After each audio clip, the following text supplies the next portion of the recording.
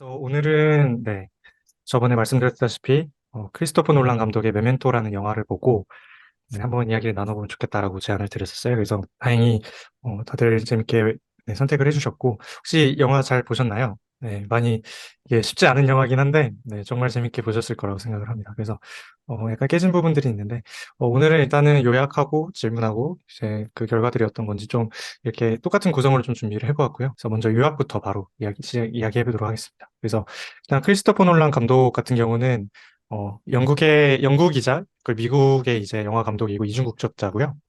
그래서 2000년에 메멘토, 2006년에 프레스티지, 2005년, 10년에는 이제 다크나이트 3부작, 그리고 2010년에는 인셉션, 인터스텔라, 덩케르크, 테넷, 지금 최근에는 오펜하이머까지 사실 굉장히 유명한 영화들을 사실 많이 하셨습니다. 그래서 대중성과 예술성의 그 딱 경계에서 잘 영화를 만드는 분으로 좀 유명하시고요. 네, 그래서 먼저 시작을 해보도록 하겠습니다. 그래서 사실은 영화를 보시면 이게 시간의 순서로 보는 게 사실은 감독의 의도는 아니었습니다. 그래서 이렇게 요약을 하는 게 맞는지는 모르겠지만 일단 시간의 순서에 따라서 사실 다시 한번 정리를 해보면 일단은 주인공으로 나오는 레너드 셸비라는 주인공이 혼자 호텔방에서 이제 살던 중에 계속해서 누군가가 전화를 하면서 어떤 자신의 기억 속에 있는 어떤 일화를 계속 이야기를 합니다. 사실 그 전화를 한 대상은 나중에 친구라고 자신을 소개하는 경찰관 테디인데요. 이 사람과의 전화를 통해서 자신이 쫓고 있는 존 G라는 사람이 누구인지를 정리해둔 그 노트에서 일부분을 수정한 뒤에 그 친구이라고 말하는 테디와 함께 만나러 밖으로 나갑니다. 그래서 테디는 이제 셸비를 외곽으로 데려가서 그 테디가 사실 경찰관이지만 실제로 마약을 이제 거래하는 이제 지미라는 사람과 이제 사실 결탁을 해서 큰 돈을 챙겼는데 이 지미를 이제 살해하도록 지시를 하고요. 그 셸비가 이제 다시 또 기억을 잃어서 지미의 옷과 차를 갖고 사실 나탈리한테 찾아가요. 이게 사실 자기가 죽인 사람의 여자친구한테 그 똑같은 옷과 차를 입고 찾아가는 건데 굉장히 사실은 놀라운 것이고 네. 그 다음에 이제 그 나탈리를 협박했던 도드라는 지미와 관련된 사람이 이제 협박을 하다 보니까 이제 셸비를 속여서 메멘토를 수정을 하고 도드를 이제 처리하지는 실제로 못했지만 어쨌든 처리하는 일련의 과정을 지나서 의심을 테디한테 향하게 됩니다. 그래서 테디는 결국에 지미가 살해된 바로 그 장소에서 총으로 살해당하는 순서라고 생각하시면 될 것 같습니다. 네, 그래서 일단은 연출에 대해서 조금 더 정리를 그래서 해보면은 이렇게 사실은 V자 형태로 이야기가 진행이 됩니다. 그래서 여기에 있는 오프닝 크레딧이 시작하고 1번 장면을 갔다가 2, U, 3 이런 식으로 가서 마지막에는 22와 A가 연결이 되는 장면이 나오게 됩니다. 그래서 빨간색 같은 경우는 이제 컬러 장면이고 파란색 같은 경우는 이제 흑백 장면인데요. 그래서 장면의 색감 같은 경우에는 컬러 장면의 경우에는 이게 실제로는 나중에 일어난 사건을 먼저 배치하였기 때문에 역순으로 이제 배치가 되었고 흑백 장면 같은 경우에는 순방향으로 배치가 되었습니다. 그리고 이제 컬러 장면은 3인칭의 관찰자 관점에서 실제로 이 셸비가 경험하는 일련의 사건들을 우리가 밖에서 이제 구도를 취했다면 흑백 장면에서는 이제 셸비의 눈의 방향이라던가 1인칭 주인공 관점에서 이제 바라보게 됩니다. 그리고 보시는 바와 같이 장면의 길이 또한 이제 컬러 장면은 주로 좀 길게 진행이 됐고 흑백 장면은 주로 짧게 진행된 바가 있고요. 이게 또 이제 크리스토퍼 놀란 감독이 약간 완벽주의가 있어서 그런지 컬러 장면과 흑백 장면은 22개로 이제 똑같이 만족을 해두었어요. 그래서 흑백 장면 같은 경우는 보시는 바와 같이 이게 셸비가 어딘가를 바라보고 있는 걸 이제 관객한테 이제 뭔가 보여주고 또 거울이라는 이제 소재를 통해서 이제 셸비가 자신을 파악해내는 그런 장면들이 드러나고요. 일종의 현상학적인 관점, 1인칭적이고 주관적인 관점들이 많이 반영됐다라고 보시면 될 것 같습니다. 마찬가지로 컬러 장면 같은 경우는 이제 다양한 인물들과 이제 셸비가 상호작용하는 부분들을 보여주면서 셸비가 어떤 지금 믿음을 갖고 있고 어떤 마음 상태를 갖고 있는지를 조금 계속해서 보여주고 있고요. 셸비의 내면 바깥에서 셸비를 관찰할 수 있는 객관성을 띄고 있다고 볼 수 있을 것 같습니다. 그리고 이제 흑백의 전환은 마지막에 이제 지미를 살해하고 난 뒤에 자신이 존지를 살해한 줄 알고 그걸 기념하기 위해서 사진을 찍으면서 그게 인화가 되면서 색깔이 돌아오게 되는데요. 그래서 이 흑백의 전환이 영화의 가장 마지막 부분, 사실 시간상으로는 중간 부분이지만 영화의 가장 마지막 부분에 이 전환이 해소가 된다는 점이 굉장히 흥미롭게 신선하게 다가왔던 것 같습니다. 그리고 이제 아마 눈치채셨을지도 모르겠지만요. 이 세미에 대한 이야기가 나중에 나오는데 이 세미 앞으로 사람이 한 명 지나가는데 0.1, 2초 정도 만에 사실 세미가 아니라 이 레너드 셸비로 사실은 대체가 되거든요. 이 연출을 아마 눈치채셨을 수도 있고 못하셨을 수도 있는데 아주 짧은 시간 안에 이렇게 사람이 지나감과 동시에 세미가 아니라 셸비가 있는 레너드 셸비가 있는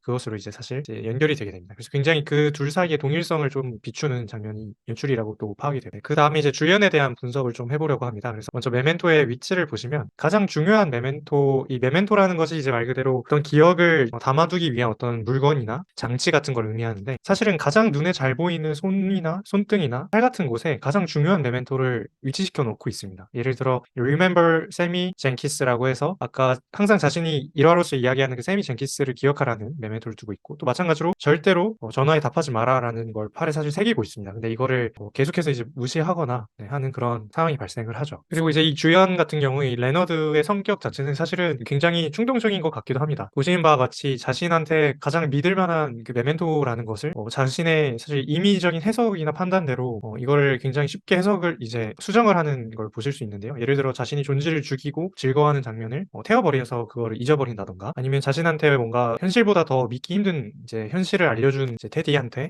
이 사람의 거짓말을 믿지 말라라고 하는, 그냥 합리화를 해버리는, 너가 다음의 존재다라고 하는 그 장면도 있고, 그리고 바로 자신한테 사실 배신을 했는데 나탈리아한테 그녀를 믿지 마라라고 자신이 썼던 걸 지워버린다던가, 가장 처음에 사실 이제 모든 사건의 발단은 테디와의 전화 통화를 통해서 그 자신이 찾고 있는 존지가 어떤 그냥 마약에 이제 접근해 있다라는 게 아니라 마약 딜러다라는 결론을 내버리는데, 그걸 쉽게 수정해버려서 사실 이 모든 일이 이 마지막에 팩트 5를 수정하면서 사실 등장하게 됩니다. 그래서 레너드 쉘비 같은 경우는 이 독백하는 과정 중에서 이런 표현이 있어. 너는 너 자신을 잘 알고 있고 너 스스로와 관련된 모든 것들을 알고 있어. 이렇게 이야기를 합니다. 근데 바로 이제 다음에서는 다른 이야기가 있기는 하지만, 과연 그런가? 이게 정말로 내가 나를 잘 아는가? 우리가 우리 스스로를 정말로 과연 다 알고 우리의 자아나 자기란 셀프라는 느낌? 이런 것들이 과연 우리가 정말로 객관적으로 알고 있는 무언가인가 하는 그런 질문을 생각해 보실 수 있었을 것 같습니다. 네, 그래서 영화에 대한 해석은 이 정도로 좀 준비를 해봤고요. 혹시 조금 더 재밌게 느껴졌던 부분이나 좀 언급하고 싶어서 좀 같이 이야기 나누면 좋은 부분을 있으시면은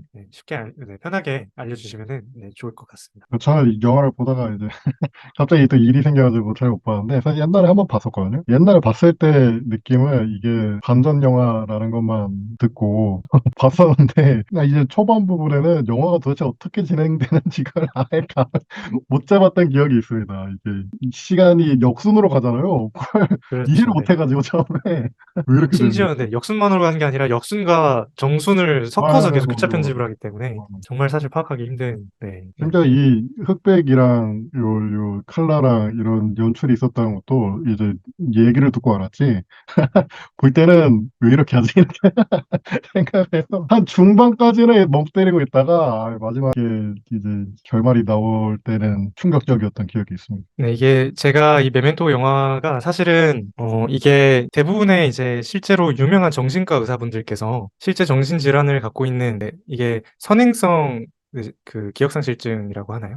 그걸 갖고 있는 그 실제 환자의 현실적인 그 경험을 역대 가장 잘 이제 풀어낸 영화다라고 평가를 어, 하더라고요. 그게 20년이 지난 지금도 이 영화가 정신과 전문의분들한테는 사실 최고의 영화 중 하나라고 하시더라고요. 물론 아닐 수도 지만, 그래서 제가 이제 가디언 리뷰나 아니면 다른 로튼토마토 리뷰 같은 거 봤을 때도 정신과 전문의분들께서 굉장히 극찬을 했던 부분들이 있었던 것 같습니다. 그래서 어, 이게 교차 편집을 통해서 굉장히 복잡하게 진행되다 보니까 실제로 중간까지만 가도 저희가 이제 기억을 다 못 하거든요. 실제로 처음부터 마지막 결과를 보여준다는 것 자체가 앞부분을 우리가 모르는 상태로 계속해서 끌고 간다는 점에서 마치 관객으로 하여금 저희가 마치 똑같은 선행성 기억상실증을 갖게 된 그런, 그런 경험을 할 수 있었어요. 그래서 이게 굉장히 흥미롭게 사실 좀 와닿았던 것 같습니다. 혹시 병원님께서는 재밌게 잘 보셨나요?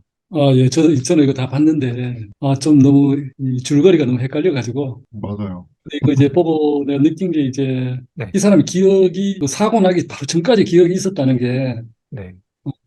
그게 이제 의학적으로 맞나, 이런 의심이 좀 들었습니다. 음. 실제로 이런 기억 상실증이 있나 보죠, 막. 네, 맞습니다. 이게 실제로 있는 그 선행성 기억상실증을 겪은 사람들이 이런 경험을 한다고 하고요. 음, 실제로 그 사람들이 이제 기술한 자신의 그렇게 계속해서 기억을 잊는 그 상황을 이제 사실 가장 잘 설명했다라고 평가받는 영화입니다. 그래서 이 영화의 구도가 사실은 거의 대중 영화라기보다는 실험예술 영화, 뭐 사실은 거의 파인 무비에 가까운 것 같은데, 파인 필름에 가까운 것 같은데, 이게 그도 그럴 것이 진짜로 관객으로 하여금 그런 기억상실증에 걸린 것 같은 판단을 하게 만들거든요. 왜냐하면 영화의 마지막 부분부터 편집을 하기 때문에. 그래서 이게 점차 이게 이렇게 가면 갈수록 여기에 이제 실제 그 가장 사건의 발단을 우리가 경험하게 되면서 모든 실마리가 풀리게 되는 그런 상황인 것 그래서 이런 장면들, 네, 이런 영화를 조금 정말 재밌게 좀 봤던 것 같습니다. 그리고 저는 크리스토퍼 놀란 감독이 굉장히 사실 좋아하는 감독입니다. 왜냐하면 이 사람이 마음에 대해서 굉장히 잘 아는 것 같아요. 정말 잘 아는 것 같아요. 왜냐하면은 나는 자아의 개념이 정말로 객관적인가? 나라는 게 정말로 유지될 수 있는가? 기업과 나는 어떤 관계인가? 이런 질문들이 사실은 제가 알기로 신경과학에서도 2010년쯤에 어느 정도 이론이 좀 체계적으로 좀 진행이 되고 했던 걸로 알고 있어요. 근데 그런 것들을 벌써 2000년, 사실 1999년도부터 이제 만든 거다 보니까 굉장히 이런 부분들을 엄청나게 잘 좀 했던 것 같아서 마음에 대해 정말 잘 아는 것 같고요. 그리고 제가 지난 시간에 이제 안일세스 교수님 설명드리면서 그 대표적인 이제 청각에서의 그 착시 효과라고 할까요? 어쩌면 착청 효과라고 하면 될 것 같은데 이게 덩케르크나 인터스텔라나 뭐 인셉션, 다크나이트 이런 시리즈에서 셰퍼드 톤이라고 해서 계속해서 똑같은 음을 사실 반복을 하는 건데 이게 무한히 음이 올라가는 착각이 생기거든요. 그래서 사람들로 하여금 굉장히 심리적으로 압박감을 주고 실제 그 감정을 고조시키는 효과가 있는데 그것을 마침 이게 우연치 않게도 이 다크나이트나 인셉션, 인터스텔라, 덩케르크, 또 테넷, 오펜하이머 다 했던 한스 짐머라는 독일의 작곡가랑 같이 또 음향을 했습니다. 그래서 사람의 마음과 관련된 작업들을 정말로 뭔가 많이 관심을 갖고 열심히 하려고 하는 게 아닌 그런 부분들이 많이 느껴졌어요. 굉장히 재밌게 봤고요. 그러면 바로 네, 질문으로 넘어가도록 하겠습니다. 일단은 첫 번째 질문이다. 우리는 사건을 어떻게 기억하는가라는 질문인데요. 이거는 사실은 어느 정도 수준에서 이야기를 해야 될지는 모르겠어요. 근데 이제 제가 갖고 온 거는 이제 컴퓨터 과학이나 이제 물리학에서 말하는 기억인데요. 사실은 제가 이제 이 재밌게 봤던 거는 이 플롯이 어찌 보면은 우리가 어떤 기억을 더듬어 나가는 과정이랑 비슷하다고 생각을 해요. 예를 들어, 너 어제 뭐 먹었어? 라고 했을 때 어제의 처음과 어제의 끝을 돌이켜보고 점차 제가 점심시간까지 가는 그 기억들을 헤집어 그러다가 저희가 딱 내가 점심을 뭘 먹었지라는 기억을 갖고 오는 것처럼 그 영화의 진행 방향이 역순부터 이런 식으로 진행이 됐는데 사실은 그 영화의 흐름을 보면 이렇게 이제 빨간 선을 따라서 가는 거잖아요. 근데 이게 어찌 보면은 저희가 어떤 기억을 더듬어 나갈 때 이게 이런 식으로 복잡하게 결국에 어떤 부분을 찾아 나가는 그 과정을 좀 다룬 것 같기도 하다라는 해석을 했었어요. 근데 이게 마침 물리학에서 이야기하는 이제 기억의 원리랑도 똑같거든요. 물리학에서 말하는 기억의 원리는 어떤 물리적인 시스템이 아주 안정적인 의무를 하나 갖고 있으면 그것을 기억이라고 말해요. 왜냐하면은 보시면은 어떤 이니셜 스테이트 여기에 있다라고 하면 어떤 시스템이 A라는 상태에 있다고 하면 그 시스템이 에너지가 낮은 방향으로 움직일 것이기 때문에 가장 최종 상태는 제가 이렇게 점선을 그어놓은 것을 따라서 에너지가 낮아서 안정적인 이런 우물로 이렇게 빠지게 됩니다. 예를 들어 이 주변에 있는 여기서 시작을 해도 여기로 빠지고 이 근처에서 시작하면 다 이 우물로 이렇게 쭉 빠지겠죠. 마찬가지로 저희가 기억을 이제 만들어낼 때도 추론을 해낼 때도 이런 식으로 역순이나 뭐 어쨌든 처음과 끝에서부터 점차 네, 기억을 탐색해 나가는 것 같다라는 생각을 했었어요. 그래서 실제로 컴퓨터 과학에서도 이제 인공지능 분야에서는 호필드 네트워크라는 게 이제 가장 고전적인 인공지능인데 이들 사이의 에너지 관계를 이렇게 잘 맞춰줘가지고 이 인풋을 넣었을 때 얘네들이 충분한 시간이 지나면 원본 사진을 기억해내게끔 만드는 알고리즘입니다. 그래서 이들 사이의 어떤 연결식을 세팅을 해놔서 주어진 인풋 이미지를 기억해내도록 만드는 거예요. 제가 이 사건을 어떻게 기억하는지에 대해서는 사실은 물리적으로나 컴퓨터 과학적으로만 알지 이제 실제 우리 두뇌에서 어떻게 일어나는지 잘은 모릅니다. 이게 마치 제가 생각했을 때 이 물리적인 해석이나 컴퓨터 과학적인 해석의 관점에서는 이게 마치 지금 그 메멘토 영화의 플롯처럼 이런 식으로 점차 계속 어떤 우물로 빠져서 그 기억을 딱 찾아내는 그 과정처럼 느껴졌어요. 그래서 기억이라는 게 우리가 어떻게 하는 걸까? 그리고 이거를 우리가 어떤 수준에서까지 설명을 할 수 있는 건가라는 부분이 좀 궁금했습니다. 그래서 여러분들의 의견이 한번 궁금합니다. 듣고 보니 신박하네요. 근데 네. 이제 단기 기억이라고 해야 될까? 약간 뭐 어제 있었던 일 하면은 이런 식으로 가는 것 같기도 한데 언뜻 든 생각은 되게 옛날 일 있잖아요. 예를 들어 10년 전 일을 기억한다.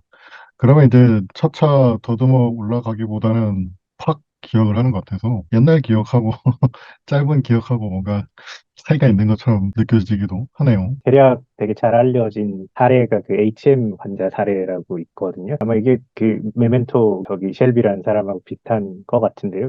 그거는 되게 이렇게 그 HM이라는 사례는 그 이아트로제닉하게 그러니까 그 인위적으로 처음에는 그 난치성 간질, 그 인트랙티블 에필lep시를 이렇게 좀 치료하는 방식이 그때 항정간제가 없을 무렵에 모르겠습니다. 있었는지는 모르겠는데 잘 이렇게 컨트롤이 안 돼가지고 결국 했던 게 그 사람 양측성의 그 시저 포커스가 양측성에 이렇게 그 템포럴 로브에 있어가지고 이렇게 측두엽에 있어가지고 거기를 갖다가 뭔가 리전을 만들었었거든요. 병변을 만들었는데 그리고 그때만 해도 이렇게 히포캠퍼스 해마가 이렇게 중요한지를 잘 모르고 있을 때라 가지고 거기 병변을 만들었더니 이 사람이 이제부터 그 워킹 메모리 단기 기억이 이렇게 장기 기억으로 이렇게 넘어가지를 않더라고요. 그런 걸 처음 그때 HM 사례를 통해 가지고 이렇게 제가 환자 이름 잘 HM이 맞지 싶은데 그 확실치는 않아가지고 한번 이렇게 찾아보시면 좋을 것 같은데 그런 일들이 벌어지고 그래서 이 해마가 이 단기 기억을 이렇게 장기 기억으로 이렇게 연결시키고 넘기는 데 있어가지고 굉장히 이렇게 크리티컬한 어떤 롤을 했을 거다라는 이런 추정을 하기 시작했는데요.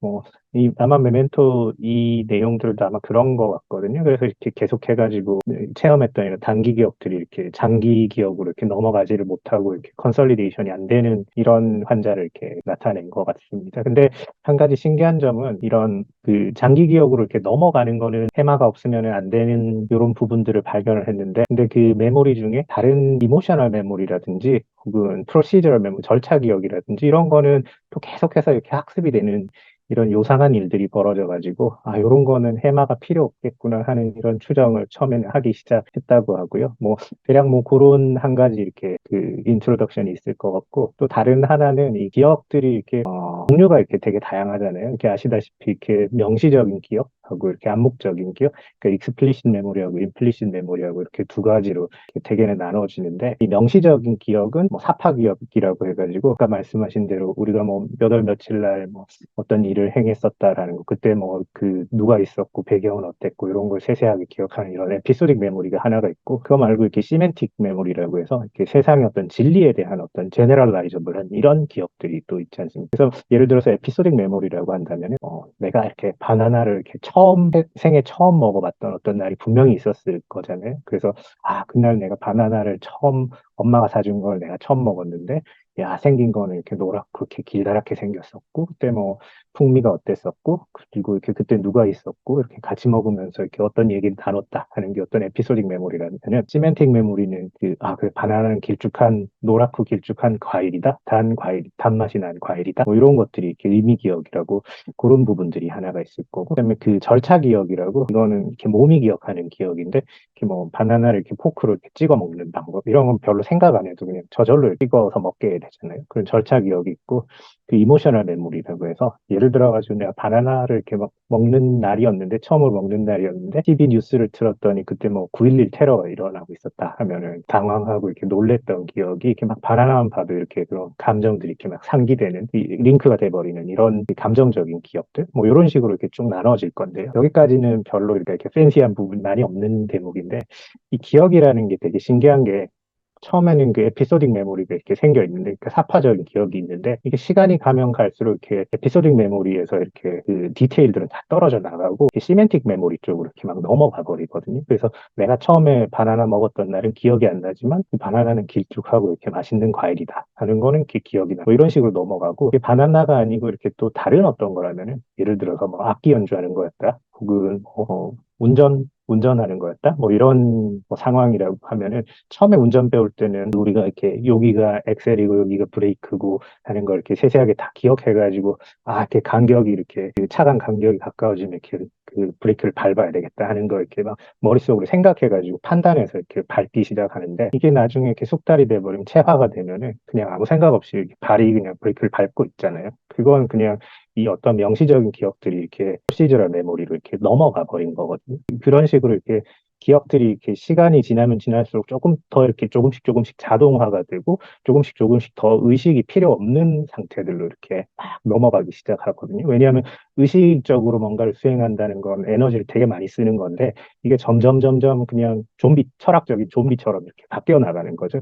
어쩌면은 그래서 이렇게 에너지 세이빙 하는 측면으로 이렇게 막 넘어가기 시작하고, 그래서 이렇게 나중에는 궁극적으로 이렇게 프로시저럴 메모리 이런 것들이 이렇게 계속 마지막에 남게 되는 것 같은 뭐 이런 맥락의 얘기들을 하는 사람들이 많더라고요. 근데 문제는 이렇게 프로시저럴 메모리나 혹은 이모셔널 메모리가 한번 이렇게 생겨버린 거는, 이걸 정말로 그 에피소딕 메모리랑 다르게 이렇게 수정하기가 되게 그 힘들어진다 하는 그런 얘기들이 있고, 그 에피소딕 메모리는 사실 우리가 언제 뭐를 했다는 이런 기억이 있지만, 이게 되게 이렇게 노이즈가 섞여가지고 나중에 이렇게 다른 기억을 해버릴 수도 있고, 굉장히 이렇게 가변적인데 비해가지고, 이런 좀 더 이렇게 무의식적인 측면으로 넘어가는 이런 기억들은 별로 이렇게 그 가변성이 이렇게 많이 줄어들기 때문에 이게 참 고치기가 어렵고, 이것들이 결국 이렇게 막 병적인 어떤 증상들도 많이 발생시킨다. 정신과에서 되게 주목하는 영역들은 요런 쪽 것들을 이렇게 더 많이 주목하는 것 같습니다. 이를테면 PTSD 같은 경우도 한 번 어떤 외상적인 사건에 이렇게 노출된 다음에 그냥 이모셔널 메모리가 이렇게 확 그냥 뭐랄까 이렇게 픽세이션 돼버리는 이런 상황이라 가지고 그런 부분들이 참 이해야 되는 어떤 숙제인 것 같고 그런 생각들을 쭉 이렇게 메모리하면 이렇게 좀 네, 제가 가지고 있는 오리엔테이션은 그런 쪽이었습니다. 아, 굉장히 전문적인 내용들 이렇게 쉽게 잘 설명해 주셔서 정말 감사합니다. 그래서 저도 이게 뇌과학이나 이제 정신 혹은 신경외과에서 이야기하는 기억의 생성 방식이나 기억의 종류, 유형 뭐 이런 것들이나 아니면 이제 루틴화 돼간다 이런 내용들이 항상 조금 좀 자세히 좀 공부해보고 싶더라고요. 왜냐하면은 이제 컴퓨터 과학이나 이제 인공지능 분야에서 사실 가장 어려운 문제가 이게 인공지능이 우리가 원하는 대로, 그러니까 사람처럼 굉장히 유동적으로 정보를 잘 처리하지 못하는 부분들이 있어요. 예를 들어 얘가 어떤 A라는 세상에서 잘 익숙하게 살아오다가 갑자기 B라는 세상으로 가버리면 이걸 A에서 살던 것까지도 재앙적으로 잊어버린다 해서 catastrophic forgetting이라고 하는 말도 안 되게 다 까먹어버려서 A 세상에서 살던 것마저도 이젠 다 잊어버려서 굉장히 위험한 상황이 생기거든요. 이게 실제로 우리 사람은 이렇게 세상에 내던져져서 다양한 상황에서 어떤 경험을 통해서 학습을 하고 뭐 기억을 생성하고 이런 것들을 굉장히 유동적으로 잘 해내는 것 같은데 제가 봤을 때 인공지능 기술, 그런 기술들은 정말 아직 많이 부족한 것 같습니다. 근데 그런 부분이 또 근데 해결이 된다면 인공지능 기술에서 한 번 더 혁신이 생길 거라고 저는 믿어 의심치 않고요. 그래서 그런 부분들 특히 방금 말씀하셨던 것처럼 어떤 기억들이 자동화되고 좀 더 절차적인 기억으로 변환된다. 그런 사실은 팩트가 굉장히 중요해 보이는 것이 저는 인공지능 같은 경우 지금 현대 인공지능 알고리즘들이 대부분 에너지가 그냥 무한정 공급이 돼요. 그래서 에너지의 소비가 어떤 상황에서 얼마만큼 쓰이는지 그 에너지를 절약해야 된다라는 그 사실은 가정이 배제된 채로 사실은 개발이 되고 있어요. 근데 그렇기 때문에 저는 조금 실제 사람만큼 효율적이지 못한 인공지능 알고리즘만 나온다고 생각을 하거든요. 그래서 이런 부분들이 좀 굉장히 재밌게 느껴진 것 같습니다. 네, 정말 좋은 말씀 감사합니다. 혹시 병우님은 네, 어떻게 코멘트 하실 내용 있으실까요? 예. 이 내용 자체가 뭐랄까, 이 순서가 바뀌어가지고 많이 헷갈려가지고 도대체 뭘 얘기하려는지 사실은 조금 이해하기가 좀 어려운 측면이 있었습니다. 네, 사실 이 영화는 이해를 못하도록 사실 일부러 저렇게 연출을 했다라고 저는 생각을 해요. 이게 실제 환자의 1인 측정의 경험을 좀 공감할 수 있게끔 디자인이 되어 있다라고 저는 생각을 하거든요. 그래서 네, 한 번 더 제가 그 갖고 온 내용들 한 번만 조금만 더 설명을 드리면 사실은 이 호필드 네트워크나 아니면 이 에너지 랜드스케이프에 대한 내용들은 사실은 이미 물리적 시스템이 어떤 되게 예를 들어 저라는 사람이 다양한 상태가 있을 수가 있잖아요. 예를 들어 제가 배가 고픈 상태에 있을 수도 있고 기분이 안 좋은 상태에 있을 수도 있고 행복한 상태에 있을 수도 있고 뭐 배부른 상태에 있을 수도 있을 거예요. 근데 이제 제가 이제 좋아하는 상태라는 거는 에너지가 안정적인 상태라는 건데 예를 들어 일반적인 인간은 기본적으로 잠자고 있는 상태를 굉장히 좋아한다고 하는 것 같아요. 그래서 잠자고 있는 상태로 왠지 가고 싶어 한다 내지는 배부르고 등 따스운 그런 걸 추구한다라고 생각을 하는데 네, 근데 그런 것들 자체가 저희 몸이 이제 추구하려는 어떤 방향이라는 점에서 이런 식으로 에너지 랜드스케이프에서 어떤 초기점에서 마지막 점으로 이렇게 굴러 떨어지는 듯한 이 점에 있으면 이쪽 방향으로의 어떤 그 방향이 작용을 해서 이렇게 떨어지는 듯한 이런 설명을 하거든요. 이게 실제로 원래 그 물리학 같은 곳에서 보면 원래 힘이 작용하고 그 어떤 물체끼리 힘이 작용하기 때문에 이렇게 갈 거다라는 게 이제 일반적으로 우리가 대학이나 고등학교에서 배우는 물리학인데 사실은 그렇게 해석을 하면 굉장히 복잡합니다. 왜냐하면은 양자역학 같은 경우는 우리가 눈에 보이지 않기 때문에 힘을 사실 논의할 수가 없고요. 네, 그렇기 때문에 또 통계역학 같은 경우에는 너무나 복잡한 시스템이기 때문에 힘을 하나하나씩 다 사실 고려할 수가 없습니다. 그래서 사실 현대물리학에서는 이런 식으로 에너지라는 어떤 개념을 만들고 에너지가 더 낮은 방향으로 떨어지는 그러니까 사실 포텐셜 에너지 떨어지면서 사실 또 에너지가 보존되는 거기도 한데 어쨌든 그 방향으로 이런 식으로 자연스럽게 굴러 떨어지는 방향으로 상태를 움직이게 된다. 이렇게 이야기를 하거든요. 그래서 우리의 이게 잘은 모르겠지만 그래서 현대적인 그 메모리 SSD나 뭐 HDD 같은 것도 이제 이런 식으로 사실 디자인이 돼 있어요. 그래서 에너지가 그 물리적인 시스템을 이제 그 기억에끔 맞게끔 디자인이 돼서 어떤 초기 조건을 주었을 때 결국에는 어떤 무언가가 나오도록. 근데 훨씬 더 자연인 걸 되게 잘하고요. 보시는 바와 같이 현대적인 컴퓨터는 정확성을 굉장히 중요시합니다. 그래서 모든 기억을 하나하나 정보를 다 쪼개고 그걸 압축해서 다시 거의 이제 손실 없이 다시 이제 만들어낼 수 있게 이렇게 작성을 하는데요. 근데 우리 두뇌는 사실 그렇게 작동하지 않는다고 저는 이렇게 알고 있습니다. 그래서 이 논문이 사실 인공지능의 시초를 사실은 네, 시작한 논문인데 우리 자연 안에 들어있는 잡음을 활용해서 훨씬 더 좋은 효율성으로 그걸 한다라는 건데요. 보시는 바와 같이 엄청나게 많은 픽셀들이 아주 노이즈하게 서로 상호작용을 해요. 이게 굉장히 효율적입니다. 이제 컴퓨터에서 이제 사실은 이제는 뭐 저장 장치 기술이 좋아졌기 때문에 그게 안 느껴질 수도 있지만 실제로는 과거에는 굉장히 그 저장 장치가 비싸고 또 무거웠잖아요. 그래, 읽어내는 CPU의 능력도 굉장히 한정적이었고. 근데 그렇게 작동하지 않는다고 사실은 주장한 겁니다. 이 논문이 1970년대 논문인데, 60년대, 70년대 논문인데, 네. 그래서 이게 우리가 만약에 컴퓨터를 만들고 사람처럼 똑똑하고 효율적인 어떤 기계를 만들려면 우리 두뇌가 그렇듯이 굉장히 노이즈가 가득하고 잡음이 가득하고 비선형적인 그런 특성들을 오히려 활용할 수 있는 시스템이 되어야 한다. 이런 식으로 좀 제안을 합니다. 그래서 굉장히 네, 흥미롭게 한번 보실 수 있을 것 같고요. 네, 다음 질문으로 넘어가도록 하겠습니다. 다음 질문은 그 거울이 어떤 의미를 지니는가라는 것인데요.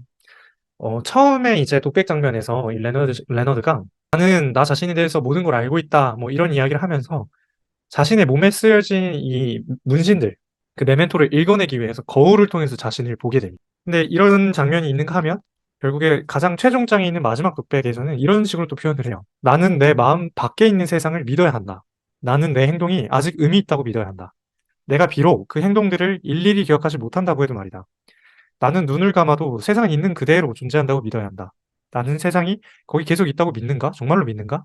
글쎄, 우리 모두는 우리 스스로가 누구인지 회상하기 위한 거울이 필요하다. 나도 다를 바가 없다. 이런 식으로 표현을 하거든요. 그래서 여기서 처음에 이제 영화의 초반부에 나온 이 레너드가 거울을 보는 장면과 이 마지막에 결국에 자신의 기억을 자기가 그냥 지워버리거든요. 자신의 행복을 위해서. 근데 어찌 보면 그 메멘토를 수정해버리는데 그 거울 자체를 사실 수정하는 거죠. 자기가 보고 싶은 자신을 보기 위해서. 이 여기서 말하는 그 거울이 그럼 도대체 무슨 의미인가? 이 거울이 어떤 함의를 갖고 있는가 하는 질문이 들었어요. 굉장히 사실 심오한 질문이다 보니 좀 미리 공지를 해드렸었던 것 같은데, 네, 혹시 거울의 의미에 대해서 혹시 한번 어떤 해석이 가능할지 좀 의견을 주시면은 한번 재밌게 이야기 나눠보면 좋을 것 같습니다. 언뜻 그 수능 공부할 때 읽었던 시가 떠오르는 이상의 꿀이었던 것 같은데, 아, 정말요? 네.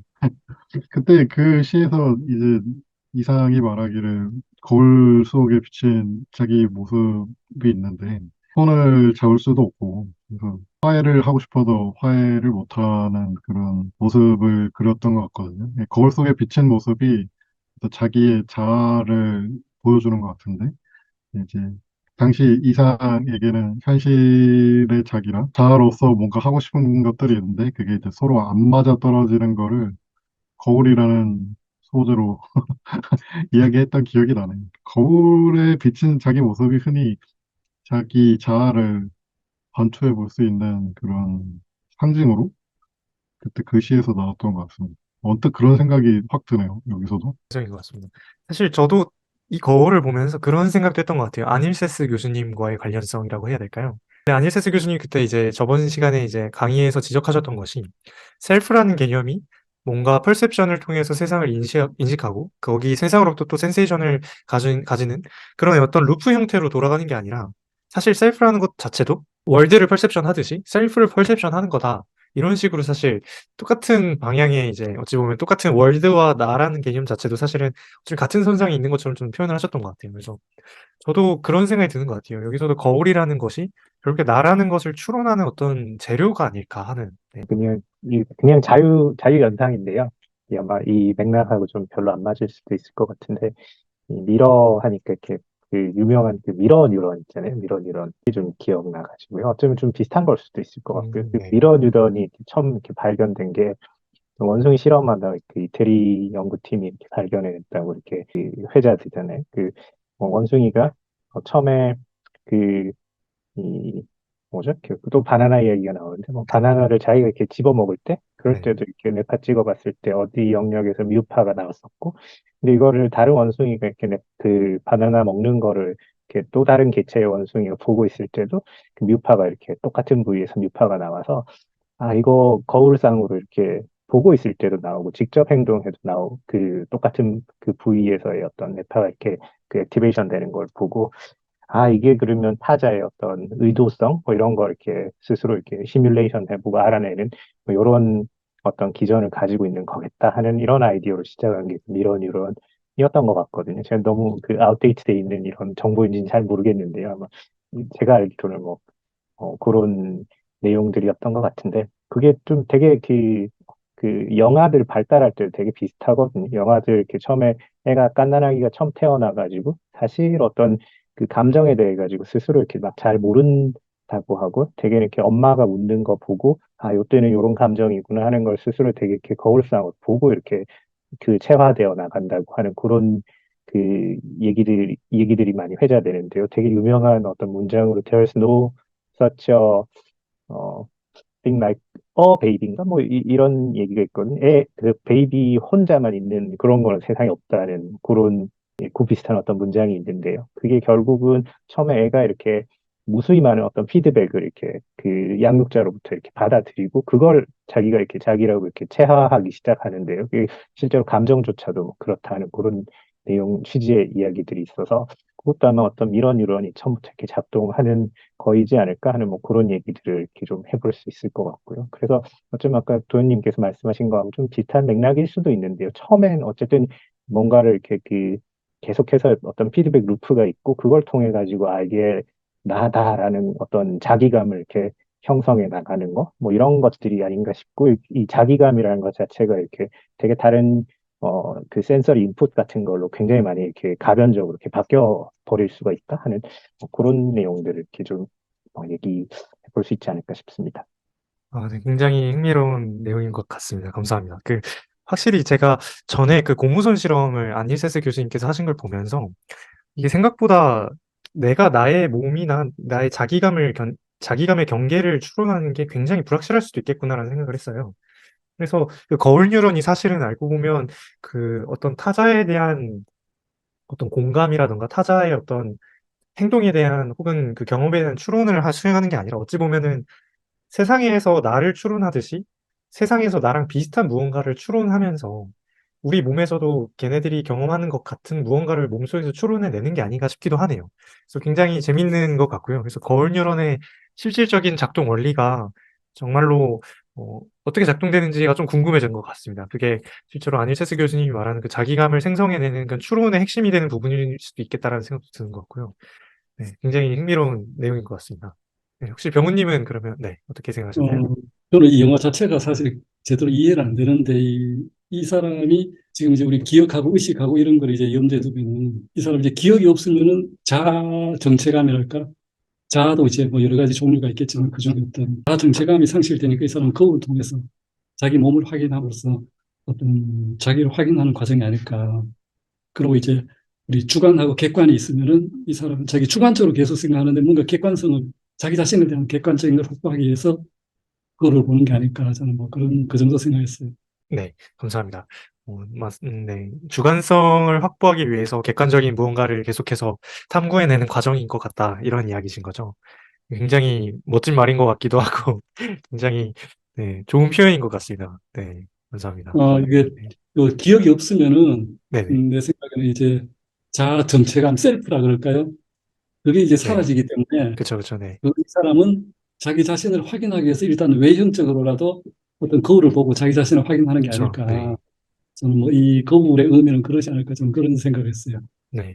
그렇군요. 정말 재밌는 표현인 것 같습니다. 네. 자기 자신을 확보하기 위해서, 네. 근데 그런 것 같습니다. 실제로 제가 저에 대한 모든 기억을 잃으면 과연 나는 누구인가라는 질문에 어떤 대답을 할 수 있을까라는 생각이 드는 것 같아요. 네. 그래서 사실 어찌 보면 저 같은 경우는 이 의식에 대한 관심이 결국엔 자기감에서 시작된 부분도 없지 않아 있는 것 같습니다. 내가, 어, 내가 1분 전에 나와 같은가? 2분 전에 나와 같은가? 뭐 1년 전에 나와 같은가? 앞으로의 나와 같은가? 이런 생각을 했을 때 그 같지 않는 것 같다라는 생각이 들었거든요. 그래서 그게 계속해서 변하지만 뭐 그 변화에 대해서 우리가 네, 느끼지 못하는 변화명의 상태이기 때문에 그런 걸 수도 있겠지만 그런 거울이 지속적으로 변하는 건 확실한 것 같다는 생각도 드는 것 같습니다. 감사합니다. 그리고 사실 이 질문을 하면서 한 가지 조금 더 심오한 질문을 해보려고 했어요. 네, 아마 뒤에서도 네, 뭐 나올 수도 있겠지만 먼저 네, 계속 한번 이 이야기랑 맥락이 똑같아서 말씀을 드리면 왜 소위 우리가 이제 디지털 불멸성이나 아니면 이제 그 마인드 업로딩, 다운로딩 이런 이야기를 혹시 들어보신 적 있으시죠? 저번에 한번 다룬 적이 있는데 이게 마인드 업로딩이라고 하면은 내 마음이 뭔가 어딘가 올라간 것 같고, 마인드 다운로딩이라고 하면은 어디서 다른 누군가 경험한 걸 받아온 것 같은데, 이게 결국에는 내가 나라는 것을 추론하는 거고, 그 기억이라는 것도 결국에 추론된 결과라면, 이런 생각이 들더라고요. 내가 A라는 어떤 사건에 대한 경험을 기억하는 것과 A라는 사건에 대한 그냥 기억을 지니는 것. 그러니까 과연 차이가 있을까? 그게 무슨 뜻이냐면요. 제가 실제로 그 A라는 사건을 경험했든 했지 않든 그것에 대한 기억을 지니고 있으면 저는 A라는 사건을 경험한 게 아닌가 하는 질문이 들더라고요. 예를 들어 제가 어제 점심에 밥을 안 먹었어요. 근데 제가 알고 보니 밥을 먹었는데 밥을 안 먹었다라는 기억을 갖고 있는 거예요. 그러면 사실 저한테는 어제 밥을 안 먹었다라는 경험을 갖고 있거든요. 근데 그렇진 않은 거잖아요, 실제로. 그래서 이게 그런 생각이 들었어요. 우리 마음이라는 것이 어떤 추론의 결과라면 마인드 다운로딩 가능하겠다. 왜냐하면 우리가 A라는 사건을 직접 경험하지 않아도 그걸 경험했다라는 기억만 갖고 있고 내가 나를 추론하는데 그 잘못된 기억을 쓰고 있다면 사실 경험한 것과 구분할 수 없지 않을까라는 생각이 드는 거죠. 이해하셨나요, 제 말? 제가 말하는 요지가 좀 파악이 안 되실 수도 있는데 제가 지금 조금 되게 어려운 이야기를 하는 것 같아요. 제가 A라는 사건을 대한 경험을 한 것과 그것을 했든 안 했든 그것을 했다라고 기억하는 그 기억 자체는 구분할 수 없는 것 같다라는 생각을 했어요. 그래서 제가 예를 들어 영화 속의 주인공이 되는 어떤 어찌 보면 미래의 컨텐츠에서 제가 영화 속의 주인공이 되는 실제 모든 경험을 다 했지만 그게 제가 그렇게 경험을 하지 않아도 실제로 그걸 경험했다라는 기억이 제 머릿속에 있으면 그걸 경험한 것과 다르지 않지 않느냐. 그래서 혹시 어떻게 생각하시나요? 굉장히 좀 이런 생각이 들더라고요. 나라는 게 결국에 추론하는 기계면 추론의 재료를 수정하면 추론의 결과가 바뀌니까 그렇게 생각을 해볼 수 있지 않을까 생각을 해봤어요. 혹시 어떻게 네, 생각하시나요? 뭐 가정적인 상황으로 이렇게 해보면은 당연히 구분이 안 될 것 같다는 생각이 들거든요. 이제 철학 같은 데서도 사고 실험으로 그런 사고를 도입해가지고 이야기를 하기도 하는데 러셀이 그랬는지 뭐 하여튼 누가 그랬는지 기억은 잘 안 나는데 사실 세상이 10초 전에 만들어졌을 수도 있다. 그리고 모든 기억들이 다 어떤 무슨 신의 조작으로 삽입되었으면은 이제 우리가 10초 전에 세상이 만들어졌는지 알 수가 없지 않느냐 이런 이야기들을 하거든요. 그래서 정말로 이제 기억이 다운로딩 돼가지고 들어보면은 생각을 할 수밖에 없겠죠. 근데 이제 약간 현실적인 생각이 언뜻 든 게 물론 이제 기억이 그렇게 조작됐다고 하더라도 그래도 우리는 다른 증거까지 이용해서 또 추론을 할 수 있지 않을까. 예를 들어서 뭐 밥을 먹은 기억은 있는데 배가 고프다는 느낌이 있어서 이제 의심을 해볼 수 있는 단초가 또 생길 수도 있잖아요. 그런 생각도 그렇죠. 얼핏 들긴 하네요. 네. 가짜 배고픔으로 인한 그 무한 식사 지옥으로 이제 사실 많은 성인병이 그렇게도 나온다고 또 들었던 것 같아요. 네. 네. 죄송해요. 맞습니다. 이게 제 네, 생각은 말씀해 이제 주십시오. 아까 얘기하신 것 중에 이제 어떤 그런 사건을 기억하는 거하고 내가 이제 밥 먹는 그 장면을 기억하는 거하고 내가 밥을 먹었다는 사실을 기억한다는 건 아까 우리 그 정신과 선생님이 얘기하신 거, 그 이제 에피소딩 메모리, 롱텀 메모리 중에 에피소딩 메모리하고 시멘틱 메모리 두 가지가 있다 그러는데 아까 지금 그거 얘기하신 거예요. 제가 요즘 유튜브 이제 인공지능, 일리아 수츠케바인가요?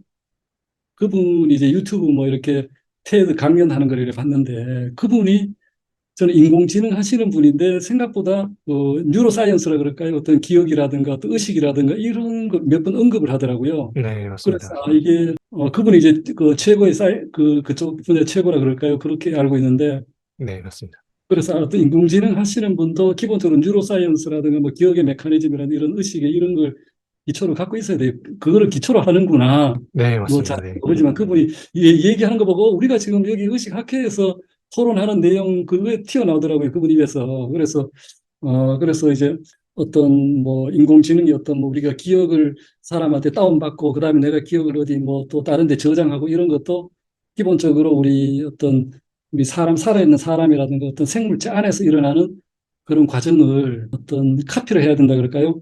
기본적으로 이해를 하고 나서 해야 되지 않을까. 뭐, 근데 그렇게 이제 그걸 떠나서 우리가 이제 그냥 막연한 상상으로 어떻게 뭐 기억을 다운로드하고 이런 거는 좀 너무 이렇게 이 뭐랄까 근거가 좀 없어질 수도 있을 것 같은데 그런 이제 기억이란 걸 우리가 이제 일상생활을 하면은 우리가 보고 듣고 모든 게 이제 어떤 뇌의 변화를 초래한다는 거죠. 뇌 그 시냅스에 모든 그거에 우리가 기억을 그렇죠. 네. 리콜한다는 것도 어떤 시냅스가 연결된 그게 어떤 다시 재연결이 된다는 거죠. 네네.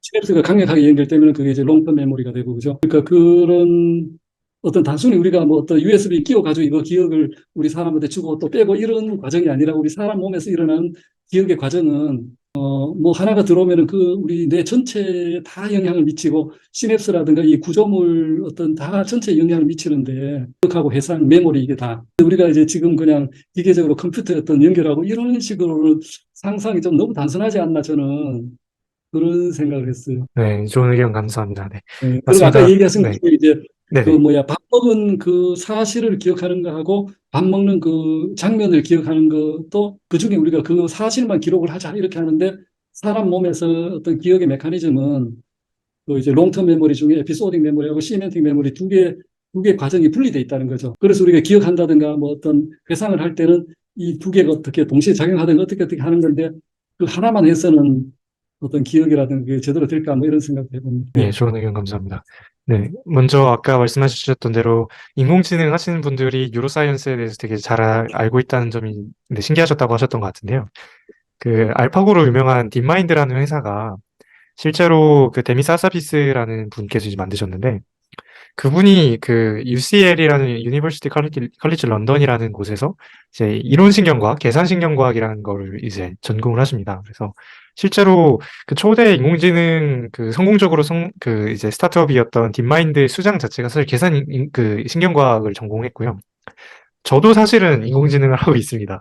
네, 그래서 저도 인공지능을 하는데 계속 이쪽으로 계속 관심이 있고 이 내용들을 알고 논의를 해야겠다라는 생각이 들어서 사실 이 이니셔티브를 만든 거기도 하거든요. 그래서 결국에는 다 비슷하게 연결이 되는 것 같습니다. 그래서 저 같은 경우는 그 논리적 가능성이 조금 더 좀 낙관적인 희망을 거는 것 같아요. 이게 실제로 방금 말씀드렸던 것처럼 이게 우리가 A라는 사건을 경험한 것과 A라는 사건에 대한 기억을 갖고 있는 게 구분하지 못하는 게 아닌가. 왜냐하면 A라는 사건은 과거에 내가 경험한 것이기 때문에 그것을 지금 제가 경험하고 있는 건 아니잖아요. 그래서 결국에 그것이 기억의 형태로 저장이 될 텐데 그렇다면 우리가 비록 그걸 경험하지 않았더라도 그 기억이 우리 몸에 새겨져 있다면 우리가 그거를 경험했다고 말할 수도 있지 않을까라는 그냥 간단한 사고 실험이었습니다. 근데 이게 진짜 물리적으로 가능할까라는 생각을 했을 때 저도 사실 병우님의 의견과 굉장히 비슷한 것 같아요. 우리의 몸이 아까 말씀드렸듯이 이제 사실은 어떤 사건을 경험하는 건 우리의 물리적인 시스템이 사실 바뀌어야 되거든요. 그 말인즉슨 사실은 굉장히 복잡하고 예민하게 작동하는 우리의 두뇌가 아주 특수하고 아주 우리가 원하는 방향으로 제어돼야 된다는 건데 사실 그거는 너무 불가능에 가까운 영역인 것 같기도 합니다. 근데 그거는 이제 기술적 불가능인지 물리적 불가능인지 그거는 모르겠지만 논리적인 사고 실험단에서는 굉장히 네, 재밌게 해볼 수 있지 않을까 하는 생각이 들고요. 네.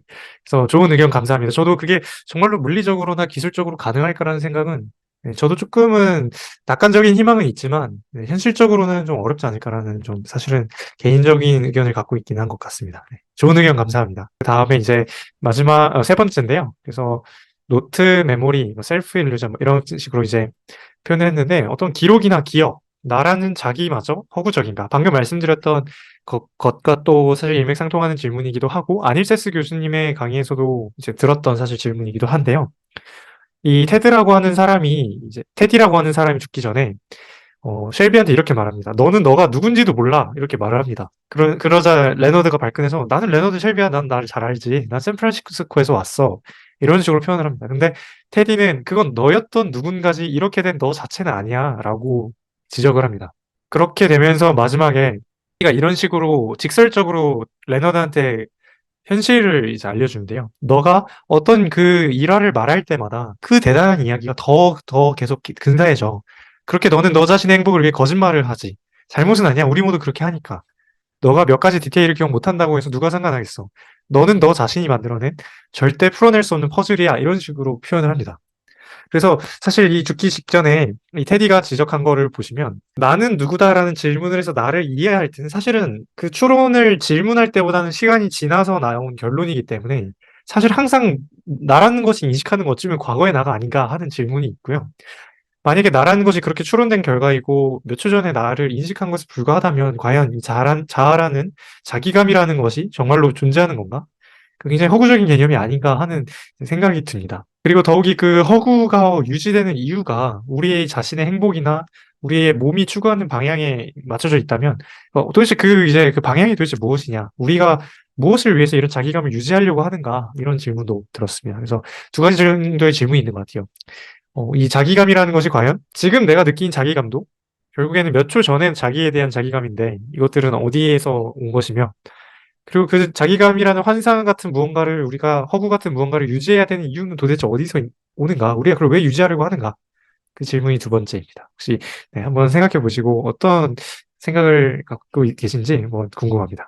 저는 이걸 이제 이런, 뭐야, 감독이나 이런 분이 이제 이게 던지는 메시지가 네네. 우리 정상인도 기억이 어떤 완벽하지는 않다는 거죠. 그렇죠. AI처럼.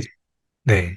물론 이제 나이 들어서 우리가 치매에 걸리면 더 심해지겠지만 정상인도 우리가 뭐랄까 기억이 완벽하진 않은데 이 사람하고 어떤 여기 주인공하고 우리 정상인하고도 어떤 절대적인 객관적인 차이가 있는 게 아니라 상대적인 어떤 그런 차이가 있을 뿐인데 이 사람한테 얘기하는 거는 우리 정상인한테도 다 얘기하는 게 아니냐 저는 이런 생각했어요. 그래서 너가 누구인지도 몰라 이런 상당히 철학적인 이런 말을 하고 그다음에 너는 누구였던 건지 과거의 어떤 너는 과거에 살고 있다. 그 인간도 과거에 살고 있지 않나 정상인도 과거의 어떤 뭐 여러 가지 기억 속에서 우리가 뭐 콤플렉스가 될 수도 있고 아니면 자기가 뭐 어떤 원하는 바 뭐 디자이어가 될 수도 있고 여러 가지 그리고 과거에 살고 있지 우리가 다 우리 정상인들 대상으로 결국은 이런 말을 하는 게 그렇죠. 아니냐 그런 생각 네. 들었어요. 저도 그렇게 생각을 했었던 것 같습니다. 그리고 여기서 이제 이 사람이 이제 우리 자신이 정직하지 않다는 거, 이제 너 자신의 행복을 위해 거짓말하지. 이제 우리 흔히 정신과에서 말하는 뭐 슈퍼 에고, 에고 이드 그런 에고가 어떤 현실 타협적인 어떤 자기의 그 에고의 이익을 위해서 네. 거짓말도 하고 자기 그렇죠. 자신도 속이고 남도 속이고 하는 그런 이제 거짓말하는 거.